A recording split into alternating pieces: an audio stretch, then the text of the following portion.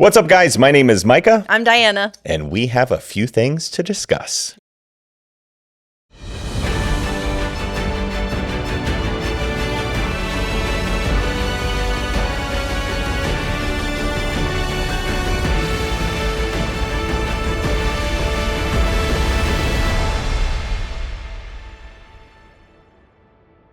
What's up, Diana?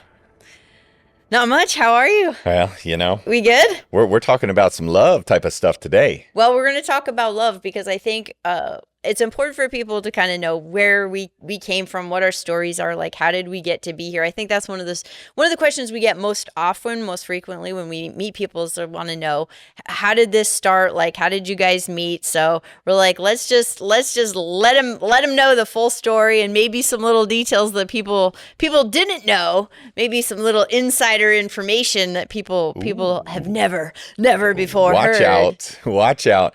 Yeah, so I grew up kind of in a single parent family. I was always kind of an athlete. I loved sports and whatnot. I ended up finding fitness at the age of 18.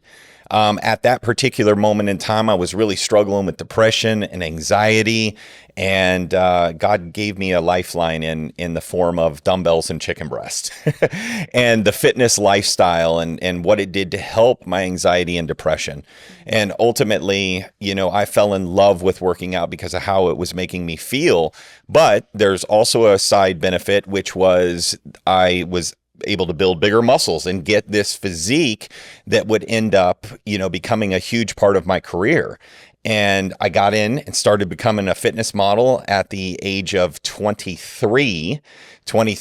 And by the age of 25, I was on my first cover of a fitness magazine, and I was shooting for all the publications, and I was really heavily into that. And I got this call from this magazine called Muscle and Fitness, which is a super popular magazine.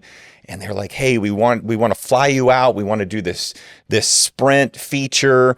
Can you run? And I was like, I can run. I'm an athlete. And so I did this amazing feature. And long story short, a couple months later, it comes out. It's like 8-9 page spread, and boom, it ends up being a connection between her and I at a later point that I'll let her discuss, because the way she tells it's a little bit better. But ultimately, it came from there to then multiple years later, we were at a fitness show. We ended up meeting. We were chatting on MySpace, of all things. MySpace. And from there, it was kind of, it really was kind of love at first sight. Like, we both went to Vegas not thinking like, hey, I'm going to find my wife in Vegas this weekend. And we ultimately, like, right when we met, we were kind of like, hey, I like you. And she was like, I like you too. And we hung out the rest of the weekend. And then, we've been kind of inseparable since. So that's kind of a short story of it. Yeah, that's the really short summation journey of it. Coming from my end, I'm from Vermont, Vermonter by birth, and love it there. And, they say you can take the girl out of Vermont, but you can't take Vermont out of the girl. And I would say that is very true for me. So I grew up in the mountains in that beautiful state, really a small town, and didn't really travel much when I was a kid. And it wasn't until college that I was able to start getting out and seeing the world. And I started traveling around and moved to multiple places with friends, and ended up getting a job on a cruise ship working as a fitness director. I got into fitness probably in my early 20s. I really started getting interested in that when I was trying to think of, like, what am I going to do with my life, and what would I actually enjoy doing with my life if I have to do one thing. I was not a good employee. I was graduated from college, and I worked in an office job, and I was miserable. And I would just sit there and be like, what would I actually do if I could wake up in the morning and go someplace that I loved and enjoy what I did every day? Where would I be? And I had this epiphany. I was living in Manchester, New Hampshire with some friends, and I always would go to this Gold's Gym in Manchester, New Hampshire after work to work out after this long day of sitting in a chair. And I had this epiphany one day on the elliptical at the Gold's Gym in Manchester, New Hampshire, of like, this is it. Like, this is the place that I would be if I could wake up and come here to the gym every day. Then this is where I would want to be, and this is what would make me happy. And so literally from that day, I started trying to figure out, how do you work at a gym? And I remember going and asking the personal trainers at that gym, like, well, how do I get your job? Like, what did you have to do? So my journey in fitness really kind of started there, and then it just progressed when like I mentioned, I moved to Utah with some friends. I got my first job at a gym there. I ended up working for Norwegian Cruise Lines, where I gained a lot of weight on the cruise ship. And it was after getting off the cruise ship that I decided to really pursue my dreams that were within the fitness industry. I won't go into my entire transformation journey now, but I had a 50-pound weight loss transformation, and that led me to competing in the fitness world and the fitness industry. I won 2 world champion titles and was able to start doing shooting for Oxygen magazine and a bunch of the magazines at the time. So I had gotten into the fitness world, and that was around the time that MySpace was coming into play. It was a thing. Like, social media was a new thing. And I remember a friend was like, "Hey, you should be on MySpace," and I was like, "What's MySpace? I have no idea what MySpace is." MySpace was the bomb. MySpace was the bomb. But so I got on there and started using that just to connect within the industry. That was a lot of what we used MySpace for then. It was, you had friends on there, but it was also a way to network and just to start meeting people and connecting with people, share what you were doing. Obviously the same things you're doing on social media now, but you actually had your theme song. You could take pictures and have collages. It was awesome. You had your top 8 friends, which, man, that could cause some controversy and some commotion. It was if you legit. ever moved one in and one out, woo! It was drama. Yeah, it was drama. That was drama before the drama of now. Yeah, it was always the drama. But I remember one day I got this message from this guy, Hitch. And it said... I heard he was a pretty cool dude, too. The message was, "You rock like Fraggle Rock." And I actually loved Fraggle Rock as a kid. So I thought that was actually funny. And it wasn't like, back then it was like, it's the same as now, where people try to DM you. I mean, it was the same thing where people would try to do that. I didn't really have a lot of that, but most of the time, if some dude just that I didn't know wrote to me, I just was like, delete. But because this message from this Hitch guy was funny and it was about Fraggle Rock, I decided to respond to it because I laughed out loud. I literally laughed out loud. And I think I responded, "Cast your cares away, worries for another day, let the music play."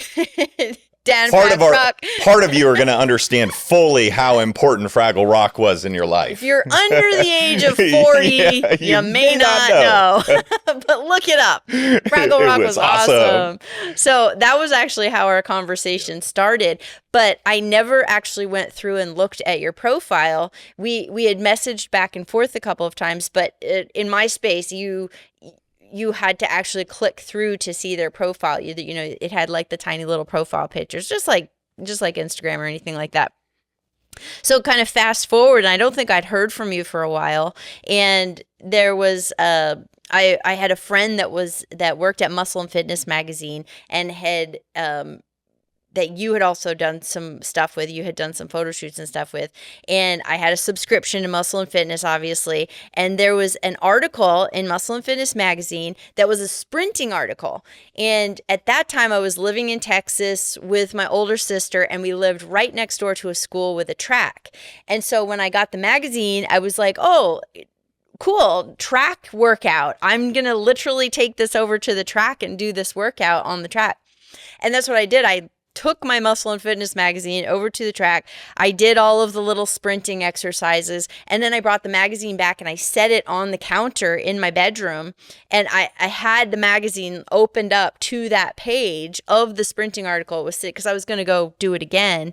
And it, no joke, it was maybe that day, maybe the next day. It was right in that time frame, and all of a sudden I got a message from Micah, And I was like, I could see that there was other messages there, but I was like, Micah, who is Micah?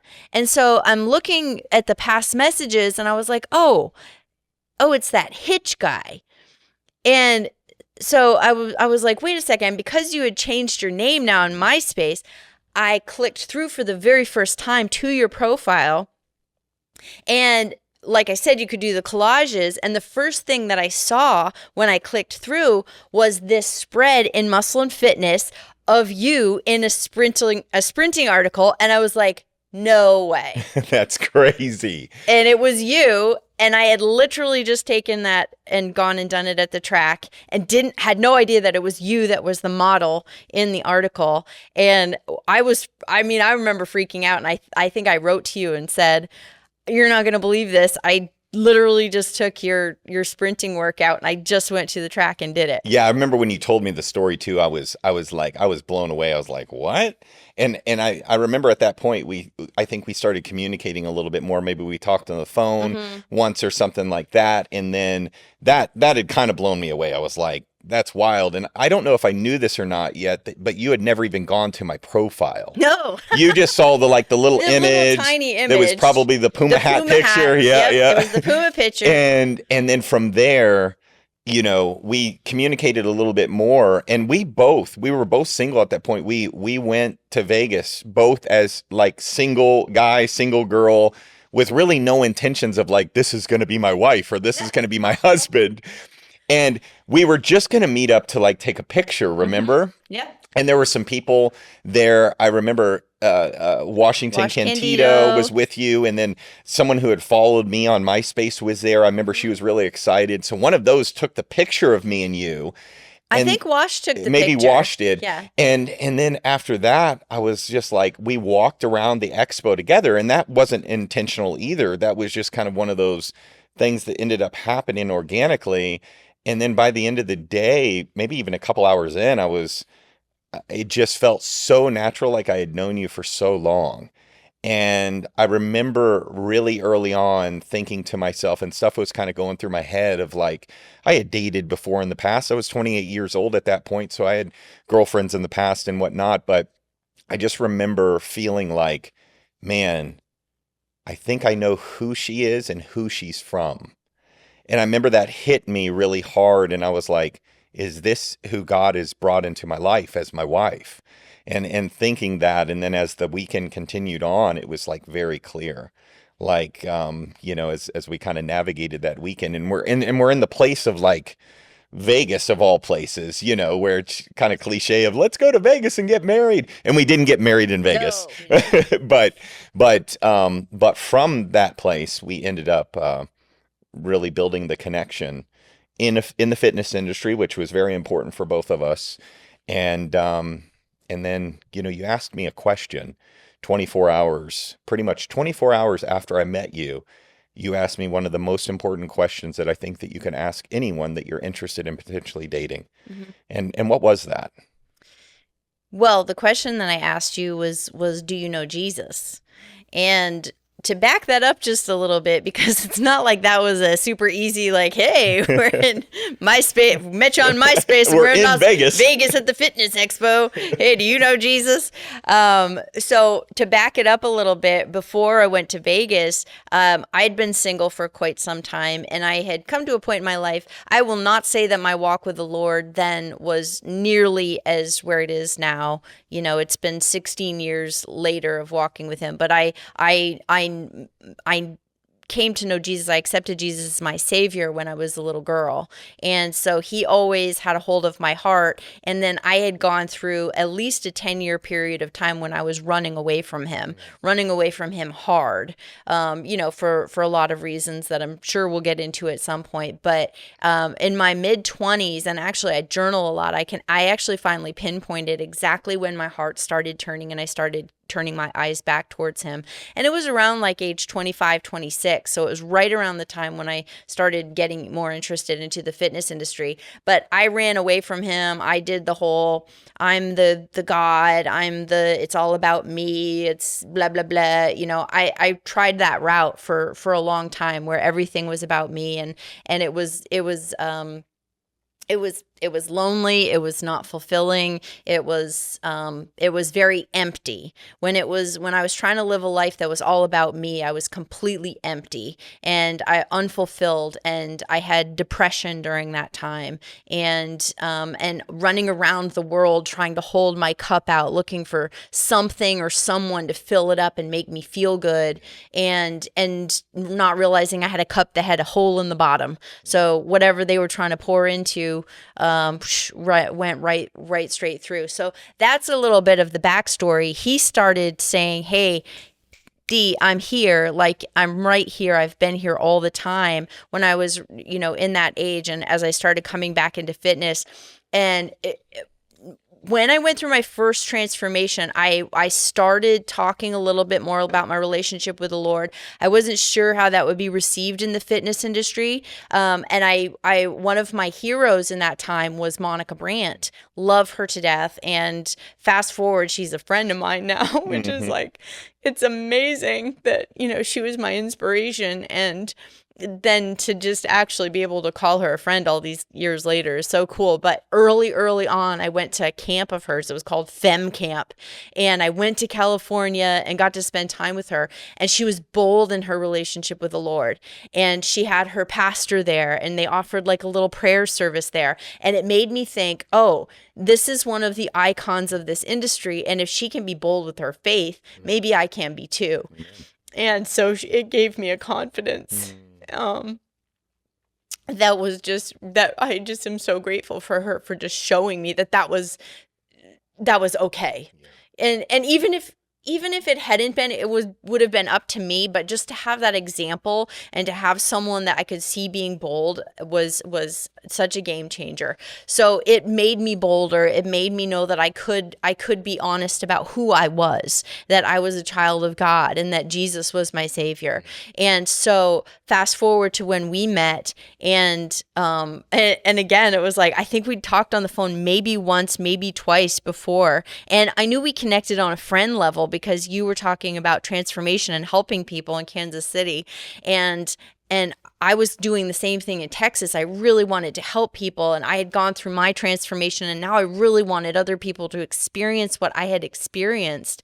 So I knew we connected and vibed in that way. And the plan was, we're going to meet and we're going to take a picture. That's what you did. You got the picture so that you could put it up on the MySpace, and then that was going to be it, and it was nice meeting you. And like you said, we met. And the first thing that I saw of Micah was his teeth. So if you've ever met Micah, you know that he has gleaming white teeth.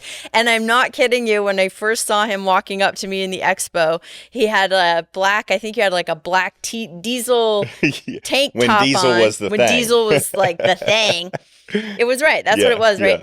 Yeah. And, all the tan, but his teeth were like glowing. It was like, it was like, whoa. And the very first thing I thought was like, oh, he has very white teeth. His teeth are glowing. So, that literally was my first thought.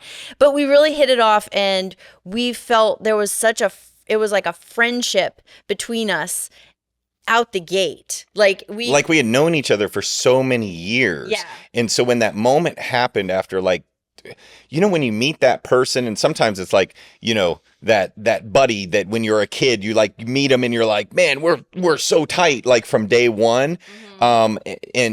But in this situation, it was a very similar thing where I was like, I felt like I knew you for so long, and we just got along. I loved your demeanor. I loved your strength and the confidence that you showed, because the fitness expo is like, we're showing muscle and stuff as we walk around, but there was this confidence, but also this classiness to you that I really was attracted to. I was obviously physically attracted to you, but even more so as your heart started showing. You just felt so sweet and so kind, and very, a compassionate side to you that was very attractive to me.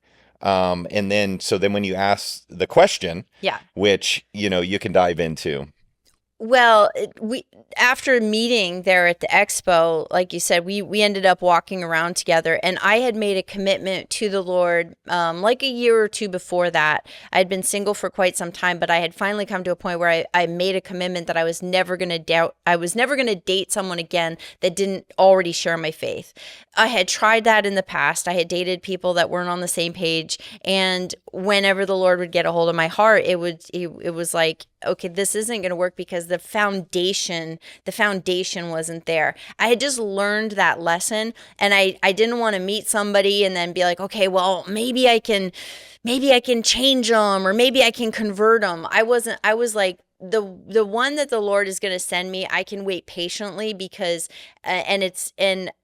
and I just made that commitment of like, that's my deal breaker of if we are not on the same page, if he doesn't specifically know Jesus as his Lord and Savior of his life, then I know that's not my person. It's not even oh, well, but he has these other things. Oh, well, he's really awesome here.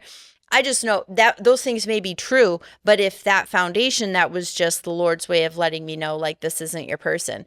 And so when we met, we hit it off. We had really a great time, like walking around the expo and just, oh my goodness, so many fitness friends. We knew so many people, had so many people in common. And within 24 hours, I knew that I really liked you. And I was 30. Were you 30 yet? Or were you 29 maybe when we met? Yeah, I think I was 31. I was 28 or 29. Yeah. So I was either 30 or 31, I think. So I'd had time to really actually figure out what the important things were for me. And the number one thing was the faith, and then having to have that fitness foundation. But when I asked you that question, it was like, I was like, okay, I know that I like him. I don't want to invest anymore in this, beyond a friendship. Obviously, I would have still been a friend in your life, of course, but I didn't want to I didn't want to invest deeper of my heart or love or that type of relationship if we weren't on that same page. And I can't say that it was like, oh yeah, this is so easy of a question to ask you in that moment, but it was essential. It wasn't even like, maybe I should ask, maybe I shouldn't, maybe I should wait till we get to know each other a little bit better and then I'll find out. For me, it was like, I have got to ask this question because I have to have the answer. And so that's what led to that question of just, do you know Jesus? Do you know him as your Savior? And thankfully your answer was yes. And I don't know if you want to share. So my answer was yes, but I was really, I was torn, and I guess, to put it plainly, I was angry at the Lord. And you've heard this from people before. Maybe you're angry at the Lord, at this moment. I was angry at the Lord because I felt as if, like, I went through a lot of really horrific and tragic things when I was a child.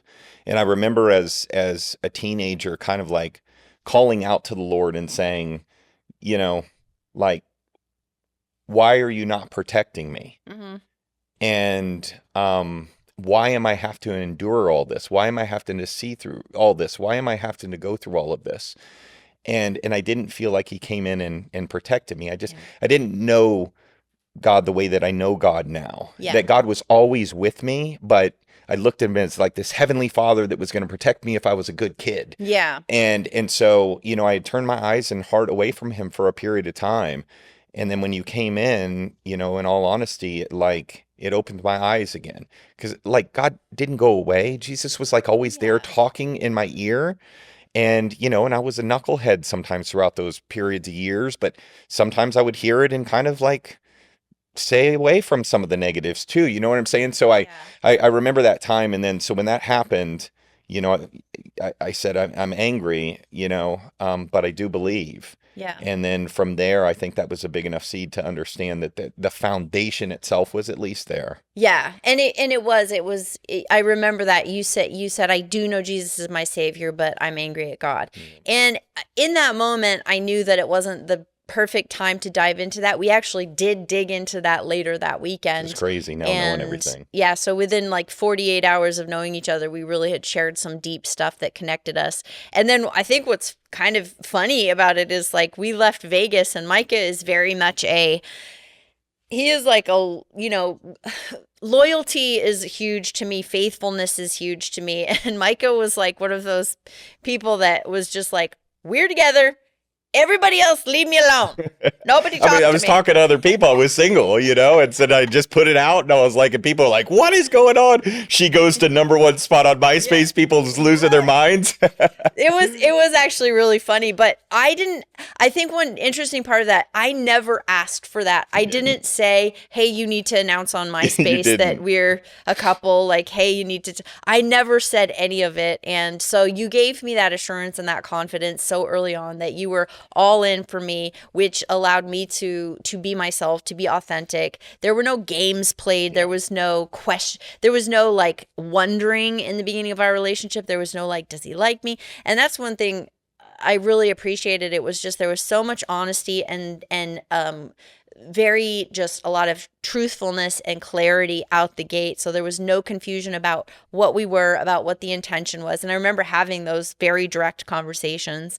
And I ended up moving to Kansas City 2 months later, and we started Hitch Fit. We started the online business of Hitch Fit, I think 2 months after I moved. We met in like September. I think I moved to Kansas City in November, and we launched Hitch Fit in February of 2009. So it was quite a journey, but that's just kind of the little summation of, we can keep going. We'll have to tell the rest of the story at some other time. But I got to talk about though the date in Vegas. Oh, the date in Vegas. Because it's real short, and it was such a powerful thing for me, because you get to know the person you're with by kind of going on a date. And we really hadn't gone on a date. We'd hung out, and so we both had planned to go to this party at the, when you go to the Olympia, they have all these post parties that are just epic. And I really didn't like going out. I didn't like a lot of alcohol and craziness and whatnot. Mm-hmm. And so I remember we were kind of waiting in line for a taxi. Yeah. And we kind of both looked at each other and we were like, do you really want to go to this party? And we were like, no. And so like, what do you want to do? Well, let's just go like into the casino. And so we went and we did slot machines and like pennies or dimes or something. It was dime machine. And I remember giving her like $5, and I had $5. We didn't have a whole lot of money, and I was just like, hey, we're just playing and whatnot. So this girl ends up winning $80 on a dime machine. And what does she do? She gives me the $5 back. It's like, thank you for the investment. See the talents. You see the talents. I gave you $5 back. And then in that moment, I remember we were sitting there too, and you said, I won a car on The Price is Right. And I was like, what? I had never met someone who won a car on The Price is Right. That's a whole other story. I was like, man, she loves the Lord. She loves fitness. She won a car, and she gave me my $5 back. Like, the Lord has given me a gift in this woman, and and so much more than that. But I remember that date, and that would being so fun. Yeah, so. That was actually really funny. Well, this was good. I think this it's fun always just to reminisce and remember those times, and they were so special and so beautiful, and we're super grateful for them. What would you say, as we just kind of wrap things up here today, what's one of your greatest takeaways just from that season, from that time, from those experiences that we had then? I'm just glad that I stepped into what I felt.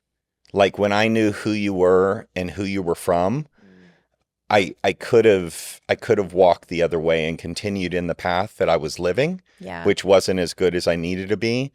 But what you were was a voice literally from the Lord of saying, come back to me. Yeah. And I'm going to give you a gift. And that is the most important thing outside of my salvation with Christ. Like it is. I tell everyone this. And I'm with my wife like a lot. I'm with Diana so much, guys. Like we run businesses together. It's 18 hours a day, every day, 7 days a week. We are together. And so still a blessing all these years later. Yeah, it's a great takeaway. I think from that season, it was the takeaway for me was be bold, and don't try to hide who you are. Don't be afraid of what people are going to judge or say, because if you're bold, especially just in who the Lord authentically made you, then he's going to bring the right people into your life. So boldness and obedience. So that takes us to you. So just a few takeaways maybe that you could take from these few things that we had to share today. And I would just say number one is be bold. Don't be afraid to be authentically who you are. I know you've probably got a relationship one to share.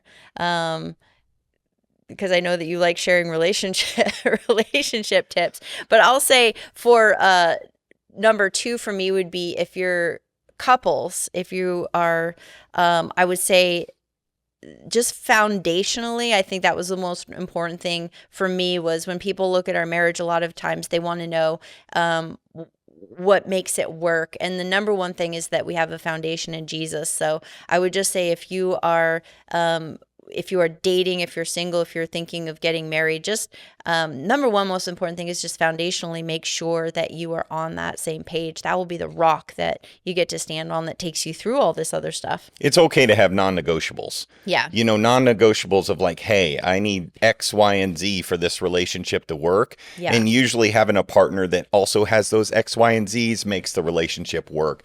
Number two, for me, in what she was referring to is I tell all my married couples this, my buddies, people that I meet for the first time. I ask them a simple question. Are you praying with your wife every single day?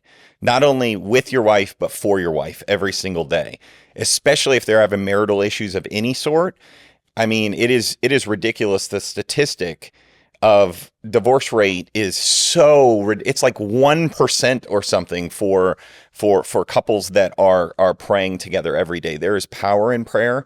And the boldness of taking that and going, hey, I want to pray for my wife and lift this woman up and pray for my marriage and a hedge of protection for our marriage and let us be obedient in his walk. That's something that, is a takeaway for people out there that are believers or seeking something like that. Well, awesome. Well, thank you guys for tuning in today, and we just hope that you enjoyed this conversation and you'll join us for the next one. In the meantime, please make sure that you subscribe, share this with someone if you think that it would resonate with them, comment, and please write to us personally. Let us know how this landed for you. Tell us your story. We want to hear from you. We want you to be part of our community, and we just really can't wait to see you next time on A Few Things.